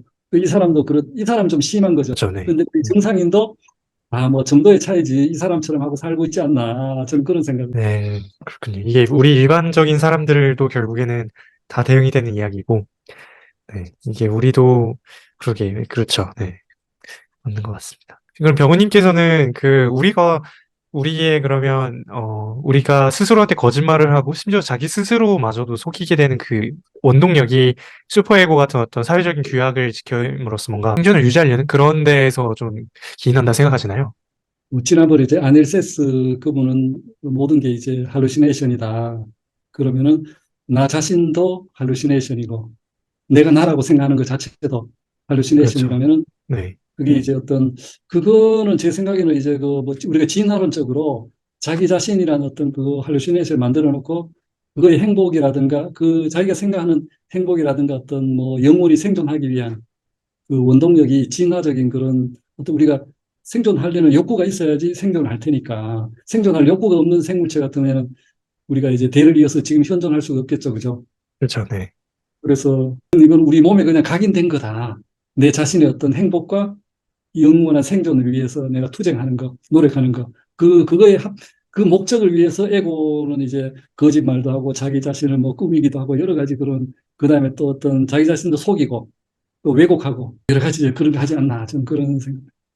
네, 네. 병원님 의견이 맞는 것 같습니다. 사실은 어떤 목적을 달성하기 위해서라기보다 생존을 했고 생존이라는 그 목적을 달성한 결과로서 이런 네, 행동 양식이 나온 게 아닌가라는 생각이 드네요. 네. 좋은 의견 감사합니다. 혹시 그러면 형성님께서는 어떻게 생각하시나요? 음, 근데 요 셀프를 자아라고 번역하는 사람도 있고, 자기라고 번역하는 사람도 있는데, 그 번역어 무슨 어떤 아, 차이가 네. 있나요? 그냥 뭐 자기라고 번역하는 친구들은 자아는 틀린 거다, 뭐 이렇게 이야기하는 아, 게 언뜻 들어가지고, 그러게요. 저도 이게 명확하게는 저도 파악은 안 되는데 제가 안일세스 교수님 책을 읽었을 때도 이게 자기감이라고 쓰는 걸로 알고 있고요. 그리고 정신의학 용어집에서도 자기감이라고 쓰는 걸로 알고 있어요. 그래서 이게 자기는 뭔가 몸에 기인한 어떤 그런 느낌을 이야기하는 것 같고요. 음, 자아는 사실은 뭔가 정체성과 관련된 이야기를 좀 더 부각하는 표현이지 않나라는 생각이 들어요. 근데 여기서 말하는 자기는 뭔가 몸과 관련된 어떤 나의 경계를 파악하는 뭐 그런 느낌이 아닌가 하는 생각이 들고요. 저도 여기에 대해서는 명확하게는 잘 모르겠습니다. 네. 또 한국어로는 약간 차이가 있는 것 같은데, 영어에는 단어가 그냥 같은 건지. 요 질문 자체가 되게 철학적인 질문 같다, 이런 생각이 얼핏 들었어요. 이제 막 형이상학 같은 데서 세상에 뭐가 진짜로 존재하냐, 이런 존재론적 질문들을 많이 하는데, 최근에 김재관 심리철학이 새로 번역돼서 나와서 제가 아, 그거 정말요? 네. 네, 사가지고 앞에 잠깐 봤었는데, 앞에 이제 형이상학 가정에 대해서 이야기를 할 때, 우리가 마음에 대해서 이야기를 막 한다고 할 때, 그 마음이 실제로 존재론적으로 존재한다는 거를 가정하고 이야기하는 건 아니다. 뭐 실제로 마음이라는 게 있을 수도 있지만은, 뭐 없을 수도 있고, 또 라고 할 수 있는 기능주의적 설명에 따르면 마음이란 건 어떤 그냥 기능이라고 하니까 어떤 존재론에서 이야기한 존재자로서 마음이 있다라는 이야기는 아니겠죠. 그래서 네. 나오는 셀프 같은 것도 이게 존재론적으로 실제로 있는 거냐라고 물어보면은 하게 고민을 해볼 수 있을 것 같아요. 물론 이제 있다라는 게 어쨌든 생각이긴 한데 네, 그 심리 철학 네. 서론에서 말한 것처럼 곰곰이 생각해 보면 우리가 그냥 느끼는 어떤 그라고 이야기를 하는 거지 진짜로 뭐 셀프가 있어서 음. 셀프 이야기를 하는 것 같지는 않거든요. 셀프라고 이제 우리가 지어서 부르는 뭔가가 있는 것 같고 그리고 그거를 이제 지지해 주는 것들이 기억이나 기록 이런 것 같긴 한데 근데 앞에서 이야기했듯이 막 기억 그 막 다운로딩을 받는다든지 뭐 그렇게 되면 정말 잘하는 게 어, 없는 게 맞지 않나 존재론적으로 실제로 존재하는 거는 아니지 않나 우리가 그냥 만들어낸 그런 허구적 개념이라고 해야 되나 허구적 개념이라고 말하는 게 맞는 말인지는 모르겠는데 네. 언뜻 그런 생각이 드네요. 허구적인가? 허구적인 것 같다는 생각이 언뜻 드네요. 또 생각을 해보니까. 그렇군요.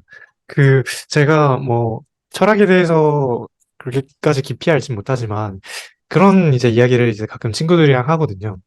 저기 하늘에 있는 구름을 이야기할 때, 우리는 땅에서 보니까 구름이라는 개념이 마치 진짜로 유의미하게 존재하고, 하얀색 어떤 되게 딱딱해 보이는 덩어리가 이제 아주 거대하게 위에서 움직이는 것처럼 보이지만, 이제 비행기를 타고 가보면 사실은 그냥 수증기처럼 없어지고 잡으려고 해도 만져지지 않는 그냥 어떤 허상의 것으로 바뀌어버리잖아요. 음, 근데 이제 그렇게 됐을 때 우리가 과연 구름이라는 개념을 유의미하게 존재론적으로 존재한다 받아들여야 하는가? 아니면 그냥 유용하기 때문에 그냥 언어 시스템적으로 받아들여야 되는가? 좋은 기호로서 받아들여야 되는가? 그런 음, 질문이 들었던 것 같아요. 그래서 저 같은 경우는 구름이라는 게 그래도 존재론적으로는 존재하는 것 같다. 그리고 그렇기 때문에 우리가 기호적으로도 분리하는 것 같다라고는 하지만, 근데 이제 대표적인 이제 그 허구주의자들이 말하는 거는 사실 물이라고 우리가 부르는 것도 결국에 H2O라는 어떤 불분자들의 모임이고, 번개라는 것도 결국에는 어떤 대기의 방전 현상이고, 천둥 같은 경우도 대기의 방전 현상에 따른 이제 그 충격파가 음파의 형태로 전달되면서 우리한테 들려지는 거고. 근데 이게 결국에 그러면 그 둘 중에 하나 결국에 같다는 표현이고, 뒤에 것이 실제로 존재한다라는 거면 앞에 것도 결국에 같은 거니까 앞에 것도 존재하는 게 아닌가라는 생각도 들거든요. 그래서 그 존재론이라는 게 참 어려운 것 같습니다. 그래서 허구성이나 그러니까 환상이다라고 말할 때 도대체 그런 그 허구의 실체나 네, 그 환상의 실체를 존재론적으로 우리가 통념적으로 받아들일 때 존재한다라고 보는 것으로 환원시킬 거면 결국에 그건 허구가 아닌 게 아닌가라는 생각도 들고요. 그래서 굉장히 이제 아주 짧은 지식이지만 이 허구라는 개념 자체가 사실 굉장히 어려운 질문인 것 같다는 결론에 좀, 네, 저는 좀 도달했던 것 같습니다. 그런 생각입니다. 네, 감사합니다. 저 철학적으로 어떻게 이게 해석이 되는지 모르겠어요. 혹시 이런 이야기가 원래 철학에서는 어떤 분야에서 좀 다루나요? 구름에 대한 얘기는 형이상학에서도 그런 이야기를 막 하거든요. 구름이라는 게 이제 경계가 흐릿하기 때문에 진짜로 있는 게 맞냐. 그런 이야기를 실제로 막 하고 그래요. 네, 네, 스토이크 같은 거는 이 전통적으로는 형이상학 주제였는데 요즘은 요 셀프에 대한 문헌들이 많이 늘어나다 보니까 아예 따로 떼어가지고 뭐 셀프 음, 이렇게 네. 옥스퍼드 핸드북 오브 셀프 이런 식으로 책이 나오기도 하고 그러더라고요. 아, 정말요? 주로 재밌는 것 형이상학에서 이런 같습니다. 걸 좀 하는 것 같아요. 네, 형이상학적 질문이죠. 자기라는 게 진짜로 있냐 없냐. 그쵸, 네. 네, 그런 형이상학적 질문은 진짜 안 풀리기 때문에 또 매력적인 것 같고요.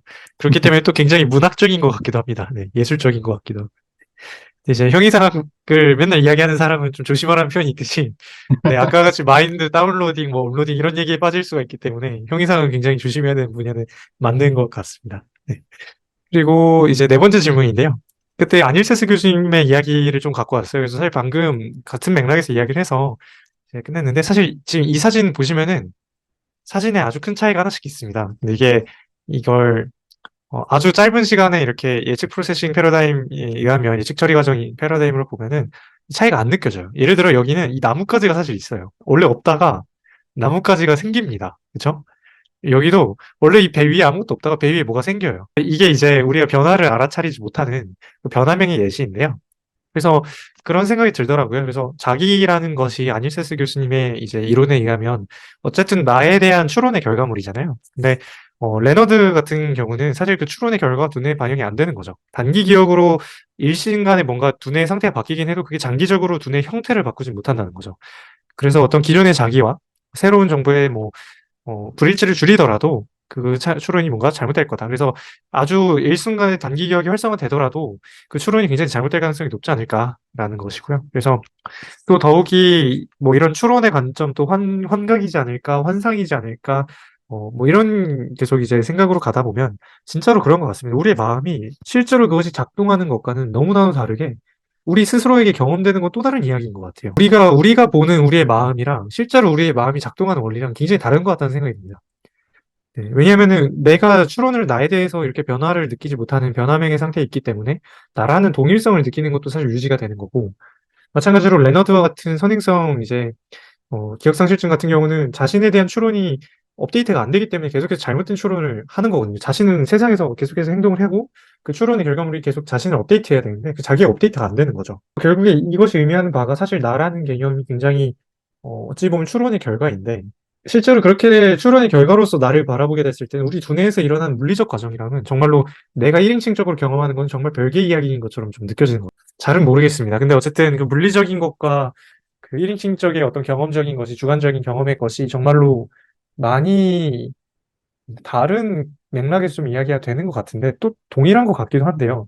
잘은 모르겠습니다. 참 이게 어떤 식으로 이론을 전개해야 될지 모르겠지만, 네, 그렇습니다. 그래서 이런 얘기를 다시 한 번 더 언급하려고 이 네 번째 질문을 좀 준비해 봤고요. 혹시 코멘트 있으실까요? 그러니까 물리적인 거는 변화하는데 우리가 변화명이 있는 것처럼 그 변화를 알아차리지 못한 채로 자아가 따로 있는 것 같다 이런 말씀이신가요? 아, 네, 그 이야기이기도 하고요. 그래서 우리 두뇌에 물리적으로 뭔가 변화하거나 물리적으로 계속해서 실시간으로 작동하는 이 물리적인 두뇌가 있는데, 실제로 우리가 그거를 추론의 결과로서 우리가 경험을 한다는 점에서 이게 1인칭적으로 우리가 주관적으로 경험하는 그 경험이 반드시 우리 두뇌에 변화하는 그 물리적 상태랑 1대1 대응이 되는 것 같지는 않은 것 같아요. 음, 오히려 수많은 물리적 상태의 특정 부분들이 한 가지의 주관적 경험으로 이제 대응이 되는 것 같아서, 실제로 우리가 경험하는 세상은 사실 우리 두뇌가 경험하는 것만큼 복잡하고 순식간에 변하는 것 같지 않을 수도 있겠다는 생각도 드는 것 같습니다. 네. 그래서 두뇌의 상태와 우리의 마음의 상태를 1대1로 연결지으려고 하는 시도 자체가 굉장히 어려운 이유도 실제로 그것이 작동하는 것과 우리가 의식적으로 경험하는 그 의식의 장으로 도달하는 데는 좀 간격이 있는 게 아닌가, 그런 생각이 든 것 같아요. 네. 맞아요. 그런 생각이 드네요. 좋은 아이디어인 것 같습니다. 분명 음, 간극이 있는 것 같긴 한데. 네. 근데 또 한편으로는, 어, 분명히 어떤 네. 질환이라든지 어떤 다치고 이러면은 또 이제 뇌가 작동하는 게 이상이 생기잖아요. 그럼 분명히 이제 자아에도 문제가 생기는 것 같고. 뭐 예를 들어 치매 같은 것도 뭐 비슷한 것 같은데 뭔가 이제 뇌 이상으로 자아에 문제가 생긴다고 네. 생각을 할 수 있을까요? 근데 음. 그런 거를 보면 또 아예 연관이 없는 건 아닌데 그 간격이 있는 것 같은데 연관도 있는 것 같고 그렇죠. 네. 어떻게 이것도 설명해? 네, 방금 말씀드렸던 딱 그 존재론적으로 그 관계를 규명하려고 했을 때는 진짜 뭔가 허상의 꽃처럼 느껴지지만 그렇다고 무시할 수는 없잖아요. 우리가 구름이 그러면 허상의 거야. 그래서 오늘 구름 이쁘다 할 때 야, 너 그런 표현 쓰면 안 돼. 이렇게 할 수는 없잖아요. 왜냐면 구름은 그렇죠. 진짜 있는 거 같고 구름은 예쁘게 이렇게 굴러다니는데 그거를 이제 어디까지 우리가 허용해야 하는가. 그건 굉장히 맥락적인 거일 수도 있겠지만, 어쨌든 그게 굉장히 좋은 질문 중에 하나가 될 수 있을 것 같습니다. 좋은 연구의 시작점이 될 수도 있을 것 같고요. 네. 맞아요. 좋은 의견 감사합니다. 네. 여기 뭐야, 방금 그 네네. 우리 도현 얘기하신 거, 네네.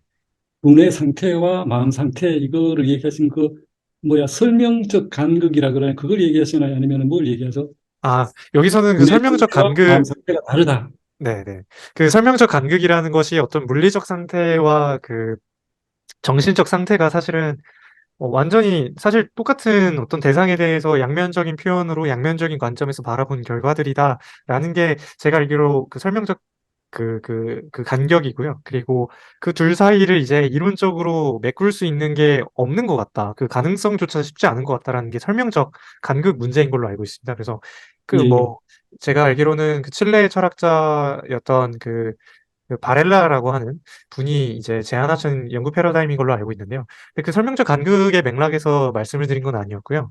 진짜로 말 예, 그대로 그 물리적인 것과 그 정신적인 것이 대응되는 그 관계에 있어서 우리가 다른 두뇌 상태여도 뭔가 동일한 경험처럼 받아들여지는 것 같기도 한 것 같다라는 그런 부분을 말씀드렸어요. 예를 들어 나라는 개념도 어떤 추론의 결과인데, 그쵸?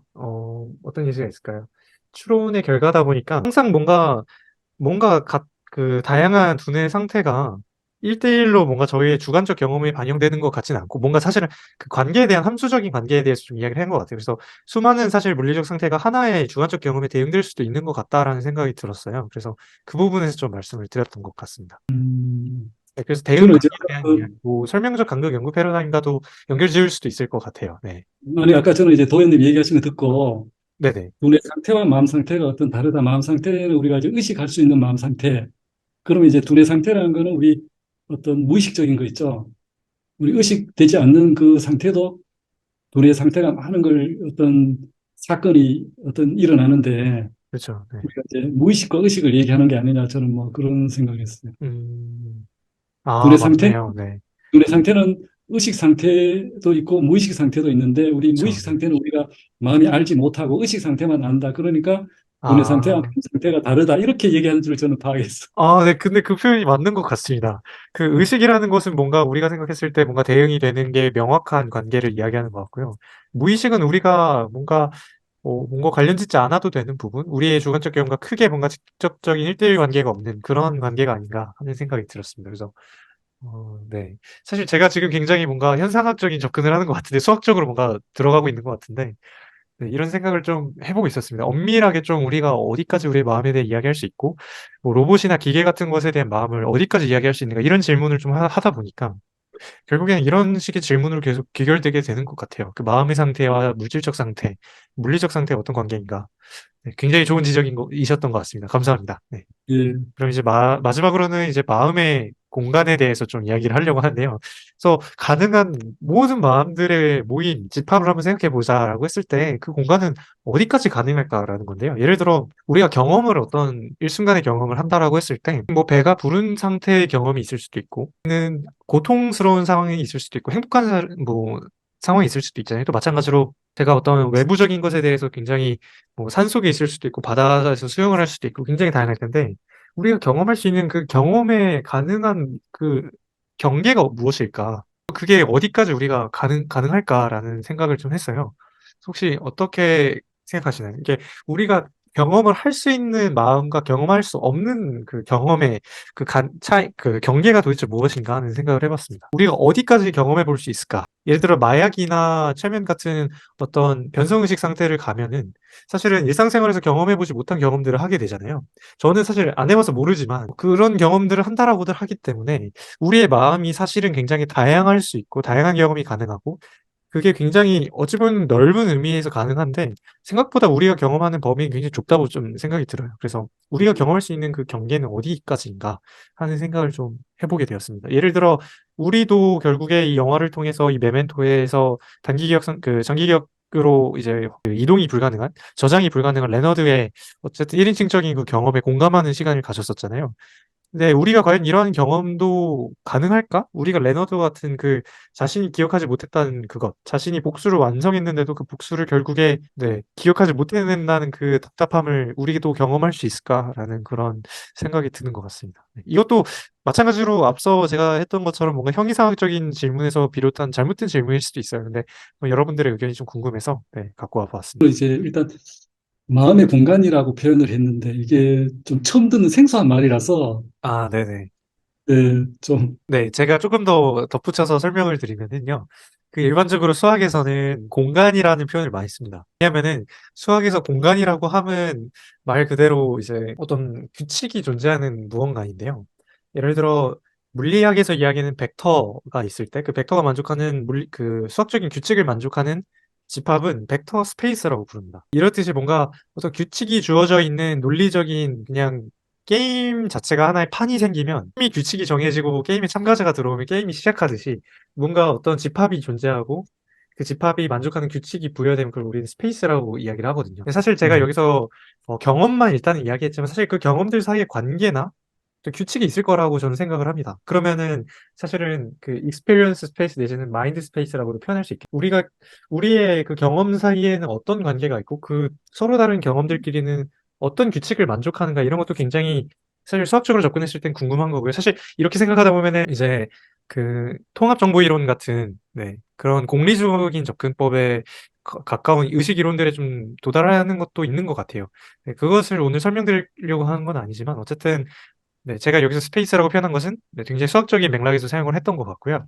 우리의 우리가 경험할 수 있는 경험들이 모여 있다고 했을 때 그들 사이에 어떤 규칙이 있어서 그 공간은 우리가 어떻게 해석하고 생각해 볼 수 있을까 하는 질문이요. 일단 이제 저는 드는 생각은 경험이라고 방금 얘기하셨잖아요. 그죠? 네, 그러니까 맞습니다. 우리 이제 의식을 다른 말로 컨셔스니스를 다른 말로 표현하면은 subjective subjective experience. experience 그게 저는 생각났어요. 그쵸, 네. 그래서 이제 결국은 마음의 공간이라 그러면 우리가 이제 경험이 어떤 경험할 수 있는 내용, 경험의 내용, 결국 이제 의식의 내용, 네, 또 마음의 내용, 우리가 어떤 생각이라든가 저는 이제 마음의 내용, 의식의 컨텐츠라 그럴까요? 그 내용에 대해서 저는 생각을 했었는데 기본적으로 우리가 이제 오감 있잖아요. 오감 네, 그렇죠. 외부로부터, 네네. 그다음 내부로부터 뭐 인테로셉션, 뭐 익스테로셉션, 그리고 프로프리오셉션 그런 어떤 네, 감각, 네, 그다음 맞습니다. 오감 그게 이제 퀄리아라고 얘기하는 거고, 그다음에 우리가 이제 내 마음이 뭐 누구를 뭐 기쁘고 슬프고 이런 이모션 관련된 거,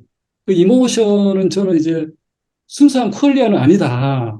어떤 신체 감각하고 우리 생각하고 합쳐가지고 그 아넬세스 교수가 얘기하는 것처럼 내가 만들어낸 할루시네이션일 수도 있다. 이모션도. 그럼 우리가 이제 뭐 내가 뭘 원한다, 뭐 배고프다, 배부르다 어떤 생리적인 그런 현상, 이것도 순수한 퀄리아는 아니다. 저는 이제 그다음에 뭐 어떤 내가 뭐 어떻게 하고 싶다. 어떤 그런 이제 뭐 사회적인 어떤 내가 뭘 하고 싶다 이런 것도 어떤 내가 만들어낸 게 아니냐. 그래서 순수한 퀄리아는 저는 이제 아까 경험을 얘기했으니까 경험이란 거는 내가 이제 마음속에 있는 모든 그런 콘텐츠, 마음의 전체 내용이 뭐 우리가 뭐 감각, 그 오감하고 여러 가지 다른 거 많이 있을 수 있잖아요. 그죠? 이모션, 오감, 그다음에 네네. 생각 이런 거 모든 게 퀄리아는 오감이고 나머지는 내 상상 그 멘탈리티가 만들어낸 게 음, 아니냐. 퀄리아는 저는 이제 우리 물질과 정신, 네, 우리 그 뭐 데카르트가 얘기했듯이 물질계가 있고 정신계가 있다면은 네. 어떤 물질과 정신을 이어주는 게 퀄리아가 아니냐. 음, 어떤 경험을 얘기하니까 저는 네. 의식이 그런 생각을 했어요, 방금. 네. 좋은 의견 감사합니다. 그 제가 아마 다음에 이제 안토니오 다마지오 교수님을 이제 아마 이제 그분의 강의를 조금 같이 하면 좋을 것 같다고 제안을 드리려고 했었는데요. 그 안토니오 다마지오 교수님은 사실은 그 반대로 이야기하시긴 하십니다. 어떻게 이야기하시냐면요.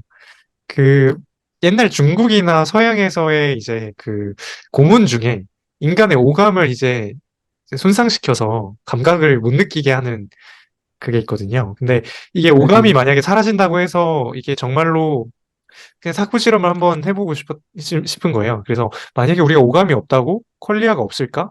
그때는 우리가 무엇을 경험할 수 있을까라고 생각을 해봤는데요.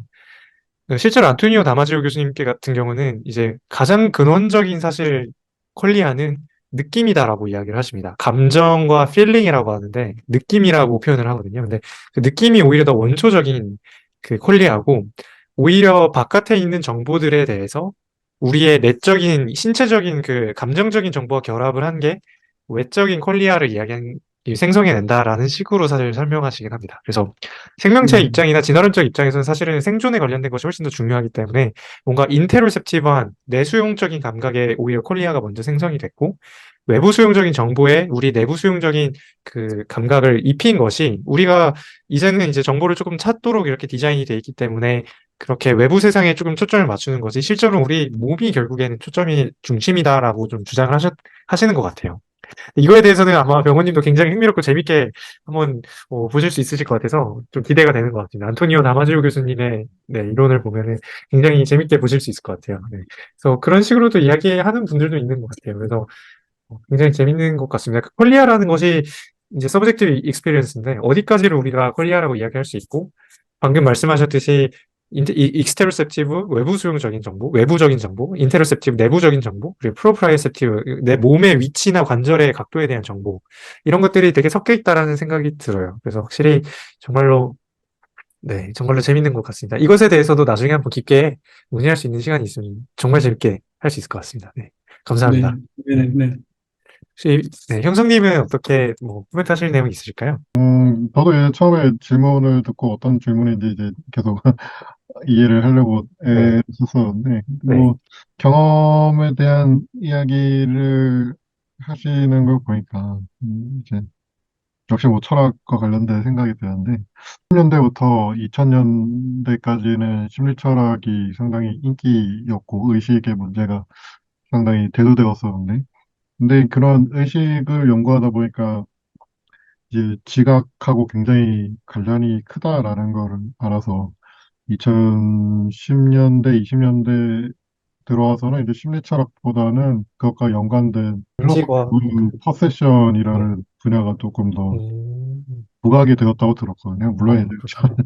필로소피 오브 퍼셉션에 대해서 공부를 해본 적이 없어가지고 뭐 뭘 다루는지는 모르겠지만은 우리가 이제 마음이라든지 의식 같은 거를 생각해 볼 때 분명히 이제 감각하고 관련이 있는 거고 그리고 또 그런 오감들의 관계가 어떻게 되냐 이런 거는 되게 철학적인 질문처럼 그렇죠. 들리거든요. 네, 각 감각끼리 어떤 관계가 있고 뭐 어떻게 지지되고 뭐 필요 조건, 충분 조건이 어떻게 이루어지고 음, 포함을 하고 있는 건지 아니면 일부만 속하고 있는 건지 이런 거는 충분히 철학에서 다루고 있을 음, 것 같기도 하고 다룰 수 네, 있는 질문 같기도 하고 그래서 좋은 질문이다 생각이 음, 들고 그리고 또 이런 것들을 네, 수학적으로 풀어낼 수 있다 혹은 풀어내려고 한다라는 이야기를 들었을 때 수학으로는 과연 또 어떻게 이야기할 수 있을까 아, 이런 음, 흥미도 굉장히 많이 생겼고요. 그리고 또 다마지오 선생 이야기를 들었을 땐 또 지난번에 들었던 게 떠오르는데 우리가 사과를 보는 게 아니고 우리 뇌가 사과를 형성하는 거다 이런 이야기를 그렇죠. 네, 지난 시간에 들었던 것 같은데 다마지오 교수도 언뜻 비슷한 시기에 이야기를 하는 것 같아서 맞습니다. 네. 상당히 제가 갖고 있었던 상식이나 직관 같은 게 많이 깨지는 기분이 드네요. 다마지오 선생의 이야기도 네, 기대가 됩니다. 빨리 보고 싶네요. 네, 너무 좋습니다. 사실 저는 신경과학이나 이 마음의 과학이나 인지과학이나 또 인공지능이나 진짜로 이런 심리철학이 너무 재밌는 이유가 결국에는 내가 스스로 나에 대해서 당연시했던 것들이 철저하게 깨지는 논증들이 이렇게 나오거나 그런 사실들을 막 이론들을 막 제시를 하세요. 그게 너무 재밌는 거예요. 나는 내 그 자체로 굉장히 완전하게 잘 존재하는 것 같고 이렇게 일상생활도 잘 해내는데 이 나라는 게 그렇게 불완전하고 그렇게 우연적이고 또 그렇게 그냥 어떤 진화의 산물로서 어떤 그냥 추론의 결과물이라는 게 사실은 지금까지도 와닿진 않거든요. 근데 지금 수많은 사례도 그렇고 제가 발표를 하면서도 너무 납득이 가는 거예요. 그래서 그런 부분들이 사실은 저를 계속 이 분야에서 이제 네, 헤어나올 수 없게 만드는 그런 원동력이 되는 것 같기도 합니다. 네. 그래서 네, 좋은 질문 감사하고요. 그래서 안토니오 다마지오 교수님도 네, 비슷한 맥락의 이야기를 하시는 것 같습니다. 네. 그래서 어떤 컬리아나 우리의 몸에서 만들어내는 이 감정이나 느낌이 우리 몸에 대해서 우리가 스스로 추론해낸 결과다. 그래서 소위 말하는 감정 같은 경우도 원래 평가 이론이라고 하거든요. 그래서 제가 잘은 모르지만 아마 원기님이 계셨다면 좀 더 자세히 질문하셨을 수 있었는데, 있었을 텐데, 이제 우리가 감정에 대해서 평가를 하는 거라고 하더라고요. 그래서 어프레이절 티어리 오브 이모션이라고 해서 내가 지금 느끼는 감정을 뭐 분노라고 평가를 하면 실제로 분노와 관련된 어떤 그 반응이 이제 각인이 돼서 계속 그런 식의 패턴이 등장하는 거라서 그래서 실제로 내가 어떤 감정이 들어도 그걸 굉장히 긍정적으로 생각하면 생각할수록 실제로 패턴도 굉장히 긍정적인 반응으로 이제 연결이 되기 때문에 실제 마음 건강에 있어서 굉장히 좋아진다 뭐 이런 이야기도 있는 것 같습니다. 어쨌든 거기서 이야기하는 것도 결국에 우리가 외부에 대해서 지각하는 거는 타인과 소통이 가능하지만 우리가 내 몸에 대해서 사실을 감각하는 거는 굉장히 폐쇄적이잖아요. 공감할 수도 없고. 그렇기 때문에 내 몸에 대한 추론을 굉장히 잘하려고 노력해야 된다라는 그런 류의 이야기도 많이 들었던 것 같습니다. 그래서 또 그렇고요. 네. 그리고 또 이제 네, 이런 식으로 좀 수학적으로 접근하는 게 어느 정도 가능할지 모르겠지만 네, 이런 식으로 한번 생각을 해봤습니다. 그래서 좋은 질문이라고 해주셔서 정말 감사합니다. 네, 다음으로는 사실은 결과는 딱히 이 크리스토퍼 놀란 감독이 이 비슷한 주제로 했던 건 많이 없었고요. 이제 어떤 동일성 문제로 프레스티지라는 영화를 조금 갖고 간 것 같은데, 그거는 조금 SF적인 어떤 연출이 많아서 좀 배제하는 게 맞겠다라고 생각을 했고, 그 이외의 것들도 조금 더 상업적인 방향으로 장르와 연출 방식이 굉장히 많이 바뀌었다 보니까, 네, 이 논의들이 어떻게 확장이 될지는 조금 더 고민이 필요한 것 같습니다. 그래서 준비한 건 딱히 없고요. 대신에 굉장히 흥미롭게 보실 수 있을 만한 이런 다양한 칼럼이나 이 이동진 영화 이제 평론가의 어떤 영상들도 있으니까요. 한번 가능하시면은 참조해 보시고 재밌게 네, 마무리하시면서 영화를 네, 정리해 보시면 좋은 시간이 될 것 같습니다. 네. 그러면은 오늘은 여기까지 하도록 하겠습니다. 혹시 질문 네, 있으신가요? 네네. 마지막으로 그냥 개인적인 질문인데, 그 도현님 지금 네네. 수학 전공하셨다 그랬던가요? 네, 맞습니다. 지금 그러면 아니, 지금 관심사가 뭐죠? 궁금해서. 아, 네. 사실 저는 제가 이제 이걸 설명드리기가 좀 긴데요. 사실 저는 어렸을 때부터 그 마음에 관심이 많았습니다. 그래서 심리학이나 뭐 물리학이나 신경과학이나 이제 또 제가 학창 시절 때는 알파고 같은 것들도 많이 나왔다 보니까 컴퓨터 과학이나 컴퓨터 공학에서 인공지능 연구도 굉장히 관심이 많았는데요. 저 같은 경우는 사실 수학과를 가기로 결정했던 이유가 있습니다. 제가 학교에서 3학기가 지나면 학과를 결정할 수 있었는데 결국에 원래는 마음을 연구하려고 했는데 마음을 연구하는 곳이 너무 많기도 하면서 또 많이 없어요. 이게 결국에 말해주는 거는 우리가 여기에 대해서 철학적인 수준에서 뭔가 아직 좋은 결론이 없기 때문에 과학까지 못 갔다라고 저는 생각을 했어요. 그래서 새로운 이론을 만들어야 하는 입장이겠구나라는 생각이 사실 수학과를 선택을 했었고요. 그렇다 보니까 네. 이 마음에 관련된 철학적인 텍스트들도 이제 좀 잘 읽히기 시작을 했고, 또 수학을 했다 보니까 컴퓨터 공학이나 물리학에 대한 내용들도 네, 굉장히 재밌게 좀 받아들여지고 쉽게 읽혔던 것 같습니다. 그래서 저는 사실 수학을 전공하긴 했지만 공부한 것들을 따지자 보면 어찌 보면 심리철학이나 뭐 현상학이나 아니면 인공지능이나 뭐 생물 물리학 뭐 이런 쪽에 조금 더 가까운 것 같아요. 이론신경과학이나 이런 쪽. 그래서 네, 그 사실은 결국에는 똑같습니다. 그러니까 우리 마음을 이해하고 싶은데 그것들이 너무 다양한 곳에서 산발적으로 이야기하고 있으니까 그것을 통일적으로 이야기할 수 있는 뭔가 이론을 좀 개발하고 싶다라는 그런 원대한 꿈을 갖고는 있어요. 근데 그게 가능할지는 모르겠습니다. 근데 제가 알기로 후설이라는 현상을 만든 사람도 수학과 출신입니다. 그래서 후설이 그 자신의 수학을 활용해서 현상학이라는 걸 만들었듯이 저도 저의 수학을 활용해서 이제는 마음의 과학을 만들 수 있으면 참 좋겠다라는 생각을 하는데요. 어떻게 될지 예, 모르겠습니다. 네. 정리를 예. 해야 될 텐데요. 네. 예. 아니, 얘기하시는 게 너무 다양한 방면을 얘기하시는, 그렇죠. 이분이 전공이 뭐야 도대체 이런 생각이 들어서. 그죠, 그죠. 아마 제가 예, 지금 업로드하는 그 한국의식과학 학술의 채널 가시면 제가 수학 설명하는 영상도 있거든요. 그래서 거기 보시면 이제 제 전공이 수학인 거를 좀 느끼실 수도 있어요. 네. 그래서 음, 한번 시간 되시면 한번 보시면은 제 전공이 수학이구나라는 걸 좀 네, 공감하실 수 있을 것 같습니다. 네. 예, 고맙습니다. 그러면 더, 형성님은 철학과시잖아, 그죠? 네. 네, 지금 철학과 있습니다. 예, 예, 그러면은 더 코멘트 없으시면은 네, 여기서 마무리하는 걸로 할까요? 네. 오늘 예, 다들 고맙습니다. 준비를 잘 해주셔가지고, 네. 감사합니다. 네. 저는 영화라는 사실 뭐 게 준비한 게 많이 되게 없는데도 이야기 네, 자유롭게 나눠주셔가지고 저야말로 참 감사합니다. 네. 원 기사님 예, 처음에 고맙습니다. 기억의 종류에 대해서 막 이야기를 해주신 것도 되게 흥미로웠어요. 저 처음 듣는 이야기라서 기억에 대해서 벌써 그만큼 밝혀진 게 있다라는 걸 듣고 굉장히 또 흥미로웠어요.